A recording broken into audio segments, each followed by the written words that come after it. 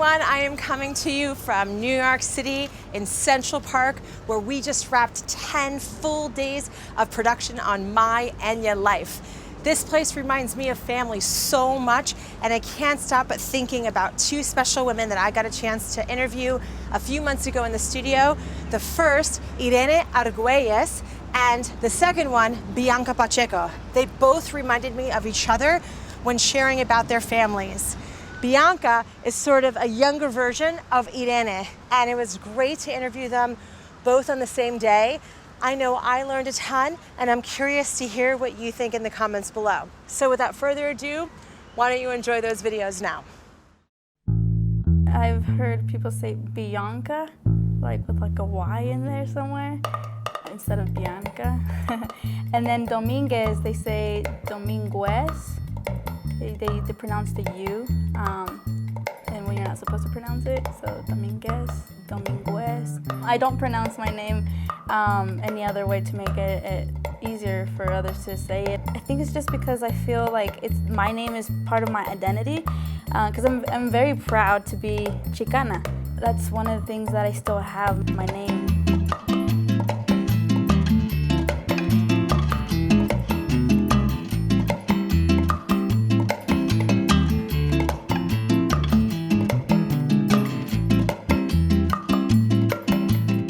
My mom, she's from El Paso. She was raised in Juarez. And then my dad, he's from Morelos, Guerrero.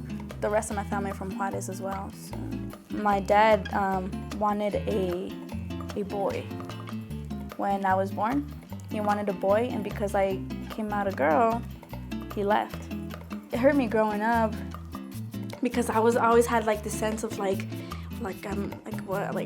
not good enough.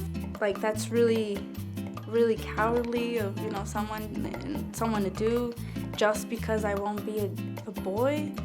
When middle school came around, my mom did the impossible to not allow me to go to my home school. She came across Denver School of the Arts, and she helped me go through like the process of the audition, the portfolio, the interview, all that good stuff. Luckily for me, I got accepted. I was excited because I love to do art, I was very creative. It was just hard going to a school that I liked, because of what I did, when I would get bullied, just because I was like one of the few, little Mexican kids running around there. I didn't have friends. I did, but they were fake friends, if you know what I mean. And it made my experience a lot harder just because I felt like I couldn't fit in. I couldn't fit in anywhere, I guess. But I understood the importance of what my mom wanted to see for me. She wanted something better for me. I told myself after high school, like walking that stage, I cried so much.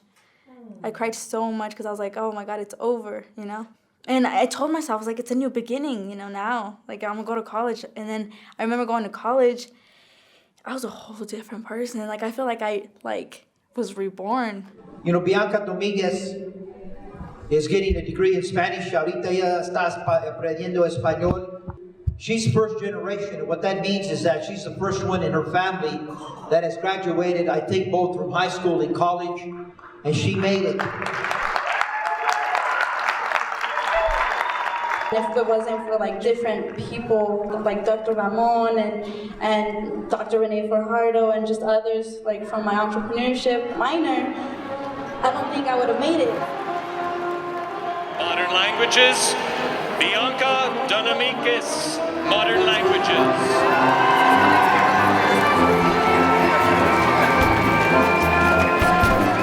I remember graduating high school, and I told myself, I'm gonna go to college now, and so I don't know if I'll make it through, but if I do, that'll be the day that I'll be like, dang, I can do anything.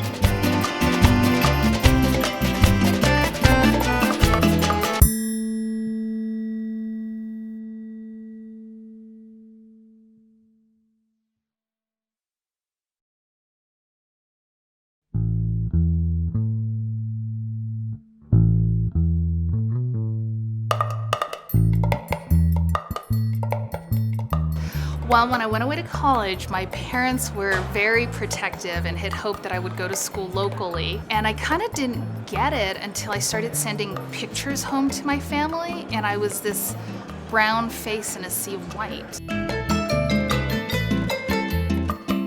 Doesn't it creep you out? Does it scare you sometimes? And I was like, what are you talking about? And she's like they might turn on you. And I was like, no, I've never thought about it. These people are my friends. And she just said, okay.